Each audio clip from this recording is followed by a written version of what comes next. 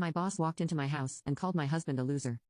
I thought Eric would just brush it off like always, but the way he looked at me after I laughed, that was the moment everything changed. My name is Sai, I'm 32 years old, and I live in Indiana with my husband Eric, who's 36. We've been married for 9 years and have 2 kids, Ethan, 8 and Mia, 5. On paper, it sounds solid, but if I'm being real, our marriage hasn't been great for a while.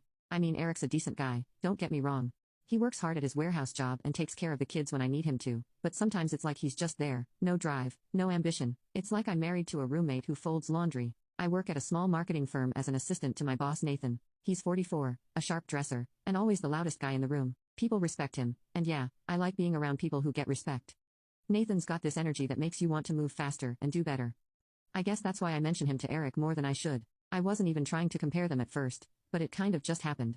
Anyway, a few Fridays ago, we had this work event, and Nathan said we should all get together afterward to relax for once. I told him I couldn't because I had to get home to Eric and the kids, but then Nathan said, "Why don't I just come with you? I'll bring a bottle." At first, I laughed it off, but he was serious. I don't know why I agreed. I told myself it was because I wanted to prove to him I had a stable home life. Dumb, I know.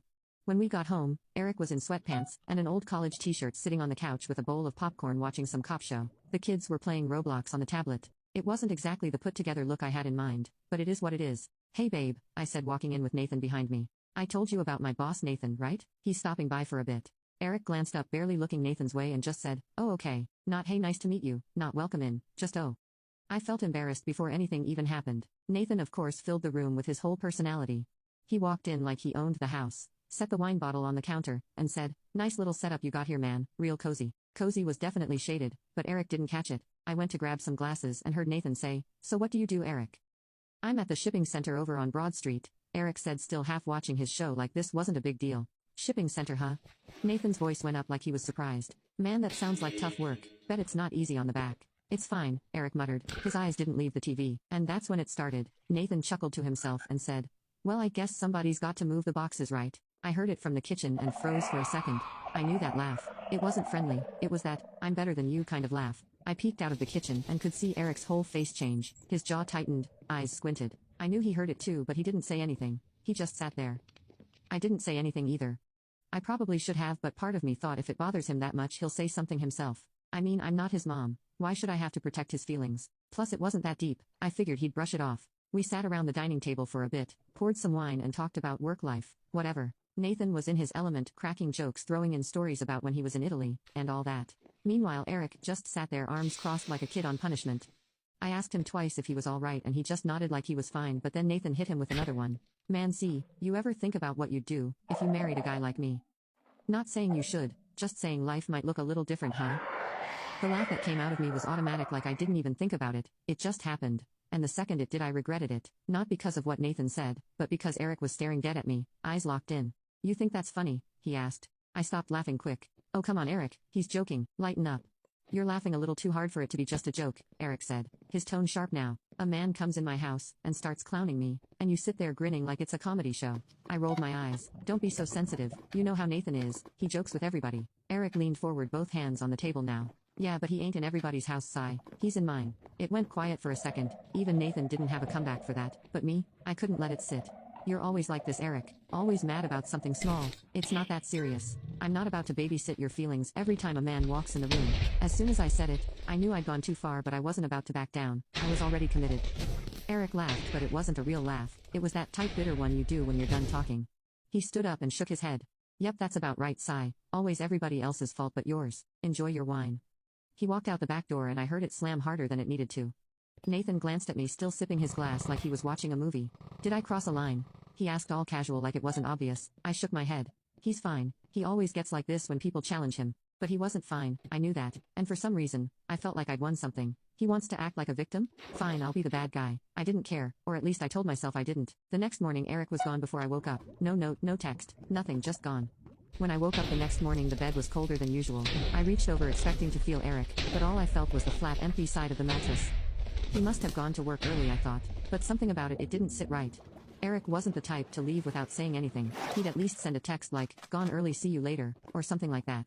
I checked my phone, nothing. No missed calls, no texts. He's mad. I thought he's being petty. I shrugged it off, went about my morning routine. The kids were up early for pancakes, so I got them fed, and sat down at the table scrolling through TikTok while they watched cartoons.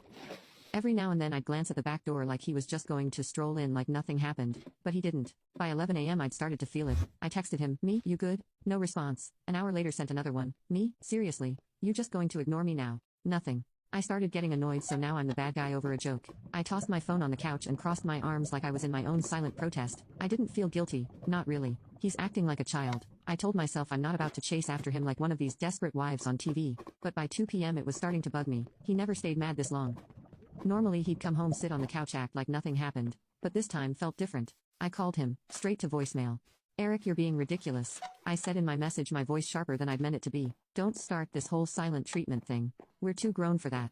I hung up, tossed my phone aside. I felt justified in the moment, but after a while doubt started creeping in. I started replaying the night before. Nathan's little comments, the way I'd laughed, the look on Eric's face. Maybe I shouldn't have laughed that hard, but then I'd heard my mom's voice in my head. "Don't apologize for something you didn't do wrong." And I wasn't about to start. It wasn't like I'd said the joke, Nathan did. I just laughed. That's not a crime. By 5 p.m. I'd gotten irritated for real. I called him again, straight to voicemail. "Eric, I'm not playing this game with you," I'd said in the message, voice louder now. 'Cause I'd known he'd probably been listening. "If you're trying to prove a point, you did it. Congratulations, you're mad. Now come home." My jaw tight. I felt that old familiar feeling creeping in, that urge to call him again just to see if I could push a response out of him. But I stopped myself. I hated when people did that to me, so I wasn't going to do it to him. Instead, I called my sister Brielle. She's 29 but acts like she's my mom. I told her what happened, and she had the nerve to laugh. "Girl, you know he's mad," she said, still giggling like it was cute. "You know how men get when their pride's hurt. Ain't no telling where he is, but he'll be back once he cools off." "Cool off from what? I didn't even do anything," I snapped back. Brielle sighed hard into the phone. "You laughed at him in front of another man, and not just any man, your boss. That's basically putting a man's pride in a blender, and hitting pulse. You know that." "I didn't laugh at him, I laughed at a joke." "Key," she said my name like I was a little kid. "You know good and well that man wasn't joking. He was trying to son your husband in front of you, and you let him." That stuck with me more than I wanted it to, but I wasn't about to admit it out loud. Yeah, well, if Eric wasn't so insecure, he wouldn't care. Brielle didn't even argue. She just said, "Hey girl, let me know when he gets home," and then she hung up. By 9 p.m., I had officially moved from "he's being petty" to "where the heck is he?" I started checking traffic alerts, looking up accidents near his job. I even called his friend Daryl to see if Eric was with him. "Nah, I ain't seen him today," Daryl said, sounding half asleep. "You want me to call him?" "No, I already did," I said quickly, trying to sound calm. "He's probably just blowing off steam." "Yeah, probably," Daryl mumbled, "but if he swings by, I'll tell him to check in." By 10 p.m. I was pacing for real. I texted again, "Meet Eric, it's getting late. I don't care if you're mad, just let me know you're safe." Still nothing. I sat on the couch staring at the clock, biting my nail. This didn't feel like him. No matter how mad he got, he'd never just disappear, especially with the kids home. He'd always put them first, even if we were at each other's throats. I hated how fast my mind jumped to the worst-case scenario. What if he's in a ditch? What if something happened? I hated feeling like this, hated feeling out of control. At 11:30, the front door unlocked. I sat up fast, heart pounding. I wanted to be relieved, but the second I saw him walk in, the relief was gone. He wasn't in his work clothes. He was in a hoodie smelling like a bar. I knew that smell, beer and fried food. "Where have you been?" I asked, standing up with my hands on my hips. He didn't answer and walked right past me like I wasn't even there. "Eric, I'm talking to you," I said, stepping in front of him. "You leave the house all day, don't answer your phone. And now you're going to act like I'm invisible." He glanced at me, eyes dull and tired. I didn't feel like talking. "Well, you could have said that." I shot back. "Something, I was worried about you." He snorted. "You were worried? That's rich." "Excuse me," I said, stepping closer. "What's that supposed to mean?" He finally looked at me, really looked at me, and shook his head like he was done. "You only worry when you're not in control, Callie. This ain't about me." My mouth fell open. "You're being dramatic." "Am I?" he said, stepping around me. He grabbed a water bottle from the fridge, and sat at the table like he'd lived 10 lifetimes, in one day. A man's got to disappear for a day just to get peace. Think about that. Don't try to flip this on me. I snapped, walking up to him. "You think you're slick, but you're not. You just wanted to make me feel bad and now you're playing victim. Get over yourself." He opened the water bottle slowly, took a sip, and leaned back in his chair. No arguing, no yelling, just silence. "You know what's crazy?" he said, still staring at me. "I used to think it was my job to protect you, from stress, from money problems, from whatever, but I didn't realize I'd have to protect myself from you." He said it so calmly it felt like he stabbed me in the chest. I stood there, arms crossed, lips tight, telling myself I wasn't about to cry, but something about the way he said it wouldn't leave my head. "You done?" I said, trying to sound tough. He nodded slowly, eyes still on me. "Yeah, I'm done." He went to bed without another word. I sat on the couch biting my nail again. He's being dramatic, I told myself. He always gets like this, but for the first time, I didn't believe me. I didn't sleep much that night. I kept replaying his words in my head. "I didn't realize I'd have to protect myself from you." At first, I brushed it off like he was being overly dramatic, but the more I thought about it, the more it annoyed me. Protect himself from me. I'm not some monster. I'm his wife. How am I the problem? I tried to sleep, but my mind wouldn't shut up. By 3 a.m., I was scrolling through Instagram, double-tapping random pictures, just to feel distracted. I even watched one of those dumb relationship guru clips that popped up on my feed. It was some guy talking about how men suffer in silence, because they're too proud to speak up. Yeah, cry me a river, I thought, rolling my eyes. Men are always the victims somehow. I scrolled past it, but it stuck in my head for some reason. The next morning Eric was already gone before I woke up, no surprise there, but this time I didn't wait around for him to text. I texted him first. Me? You leaving without saying anything, now real mature. I waited no reply. I told myself I didn't care, but I did. I hated feeling like I wasn't in control. Usually I'd say something snarky and he'd react, but this time he wasn't playing along. That's what's really bothering me. I realized he's not playing my game anymore. The kids were getting ready for school and I was already on edge. Logan, our 6-year-old, kept asking me to help him tie his shoes. I kept telling him to wait a second, but he wasn't listening. Meanwhile, Emma, our 9-year-old, was crying because she couldn't find her tablet. Same routine, different day. Emma, if you don't stop whining about that tablet, I'm going to lose it. I snapped, throwing the lunch bags into their backpacks. Mom, Logan still can't tie his shoes. Emma shot back like she was the parent now. I know, Emma, I yelled, spinning around. Y'all act like I'm supposed to do everything at once. How about you help him if you're so smart? Emma got quiet. Logan just sat there looking up at me like I was the one who needed help. I sighed hard and knelt down to tie his shoes. My fingers were tight from being so irritated and accidentally pulled too hard on the laces. Logan winced but didn't say anything. He never does, just like his father, I thought, and hated that I'd thought it. The whole morning was off. I could feel it in my chest. Everything felt heavier than usual. By 1 p.m., I was scrolling Instagram again when a text finally came in from Eric. Eric, I'll be home later, don't wait up. Don't wait up. Who says that to their wife? My jaw clenched, and before I'd even thought about it, I called him. It rang twice before he actually picked up. Don't wait up, he said, not hello, not small talk. What's that supposed to mean? It means don't wait up, Eric said, his tone so flat it made me angry. Okay, so you're just not coming home now. That's how we're doing this. Yep. The calmness in his voice had me boiling. I could feel the heat rise up my neck. Okay, you know what? If you're going to play this little, I'm too cool to argue game, you can just stay wherever you're at. All right, he said, then hung up on me. I sat there holding my phone like it had just betrayed me, my heart racing, and knew if I'd called him back it was going to get ugly. My fingers hovered over the call button but stopped myself. Don't give him the satisfaction. Instead, I called Brielle again. She picked up on the second ring. Girlfriend, what now? She said, already sounding tired. He's really trying to play this I'm done with you role, I said, pacing the living room. Telling me not to wait up, hanging up on me like he's unbothered. He's never done that before. Oh, Brielle said half-jokingly. You might have pushed him too far this time. Pushed him too far. Are you seriously taking his side right now? I'm not taking sides, Kai, she replied. I'm telling you what it is. Men don't say stuff like, don't wait up, unless they're trying to prove a point. And it sounds like he's tired of you making everything a joke. That's not even true, I argued, but it felt weak coming out of my mouth. Okay, Brielle said slowly, but if it's not true, why are you so mad right now? That question hit harder than I'd wanted it to. Whatever, I said, rubbing my forehead. He can act tough if he wants. I'm not about to beg him to come home. All right, girl, keep me posted, Brielle said, but knew she was thinking the same thing as me. Something's different this time. That night, I sat in the living room watching reality shows with the TV on low, pretending not to care that Eric still wasn't home. Time scrolling through Instagram, watching people post about self-love and putting yourself first, like they were all in perfect relationships, made me sick. By 10:30 p.m. I was done waiting. I texted him again. Are you really not coming home? Seriously? No answer. I hope you're enjoying yourself wherever you are. Must be nice not having to deal with the kids all day. Still nothing. See, this is why I don't feel bad about last night.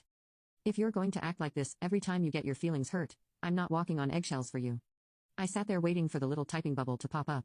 Nothing. Fine, be like that. I threw my phone on the cushion next to me and folded my arms, watching TV like I was unbothered, but I was very much bothered. I kept glancing at the phone every few minutes. When I didn't see a message, I started thinking of where he could be. With Daryl, at his mom's house, at a bar. Then for some reason, I thought of something I never let cross my mind. What if he's with another woman? I shook my head fast like I was shaking that thought loose. Eric wouldn't do that. I knew him too well. He's not that type of guy, but my brain didn't care.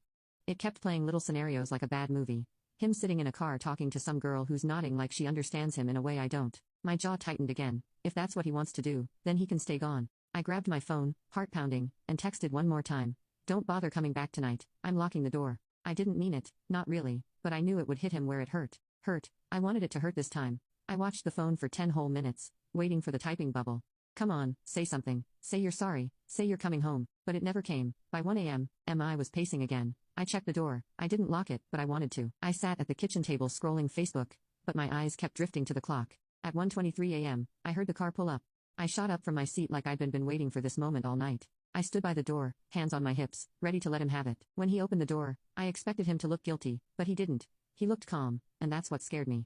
"You finally done pouting?" I asked, my voice sharper than I meant it to be. He didn't answer right away. He set his keys down, took off his jacket, and looked at me like I was just somebody in his house. "I'm tired," he said quietly. I was ready to argue, but something in his tone stopped me cold. He didn't mean sleepy, he meant done. When he said, "I'm tired," it hit different. Not that I had a long day kind of tired. It was something deeper, something I hadn't heard before. I stood there with arms crossed, trying to act unbothered. "Yeah, well, you're not the only one," I snapped back.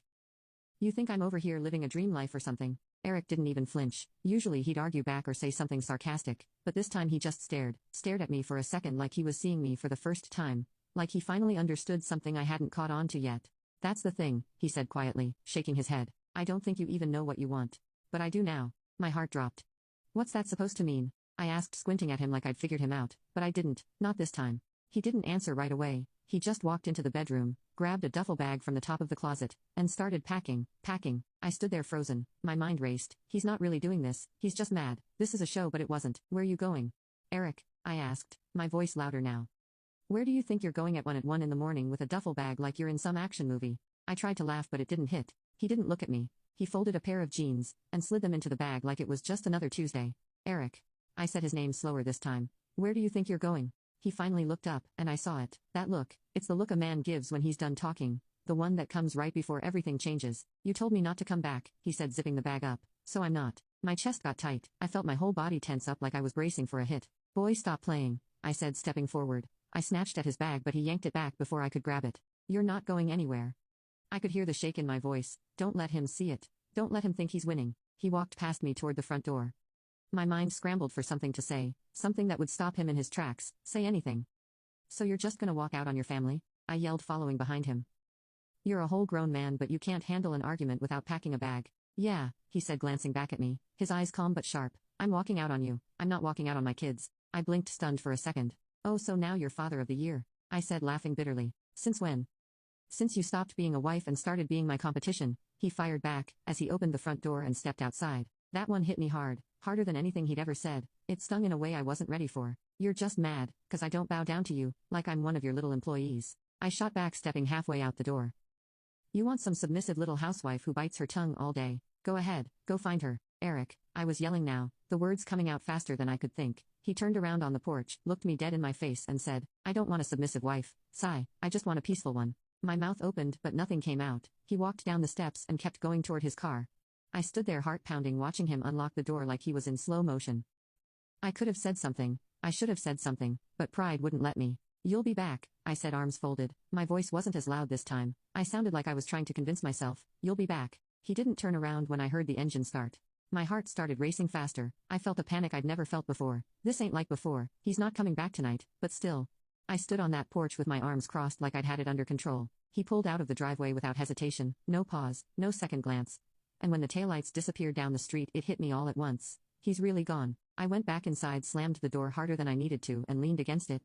My breath was coming fast, my heart thudding in my chest. I could feel tears building up behind my eyes, but I sucked them in. "No, don't cry. You didn't do anything wrong." I sat down on the couch, phone in hand, waiting for him to text me like he always did. But no message came. I refreshed the screen every 5 minutes, staring at the time like I could will it to happen. 1:42 a.m. 2:45 a.m. Nothing. The next few days were rough. He didn't come home and I didn't reach out. I figured he was waiting for me to apologize like I always do. But this time I refused. I wasn't going to let him think he had all the power. By day 4, I finally texted him. "Are you done with your little break? The kids are asking where you are." He didn't answer. That's when I started to get nervous, not because I missed him, but because I'd realized something I'd never considered before. What if he's serious? I scrolled through his Facebook page, but he hadn't posted anything. No feeling blessed statuses, no cryptic new beginnings quotes, nothing. But then I saw one thing that made me uneasy. He'd changed his profile picture. It wasn't him. It was just a picture of a plain black square, no caption, no explanation. What does that even mean? I thought. I clicked his relationship status out of curiosity. It still said married. I breathed a small sigh of relief, telling myself, see, he's just being dramatic. If he was serious, he'd change that first. That piece lasted about 2 hours. Then Emma came into the kitchen holding my phone. "Mom, your phone is ringing," she said, handing it to me. It was an unknown number. "Hello," I answered, distracted as I folded laundry. "Hi, is this Sai?" Thomas said, a woman's voice firm but smooth. "Yeah, who's this?" "This is Angela from Bailey and Mears Law Firm," she said, her tone as smooth as glass. "I'm calling on behalf of Eric Thomas regarding a pending legal matter." I stopped folding. My heart stopped too. Wait, I said, gripping the phone tighter. What legal matter? I'm reaching out to confirm your mailing address. We'll be sending over paperwork regarding the filing of a legal separation, she said, not missing a beat. Do you still reside at? I swear, I didn't breathe for 10 seconds. Yeah, I stammered, heart pounding so hard, I could hear it in my ears. All right, you should be receiving that within 2 to 3 business days. If you have any questions, feel free to reach out to our office directly. Click. The call ended and I just stood there, phone in hand, eyes wide like I'd seen a ghost. Legal separation? He didn't even tell me. He just did it. I dropped the phone on the counter and sat down slowly, my legs feeling weak. My kids were laughing in the living room, oblivious. I wanted to tell them to quiet down but couldn't even get the words out. For the first time in a long time, I realized I didn't have control. I sat there staring at nothing, waiting for my phone to buzz with a message from Eric. It never did.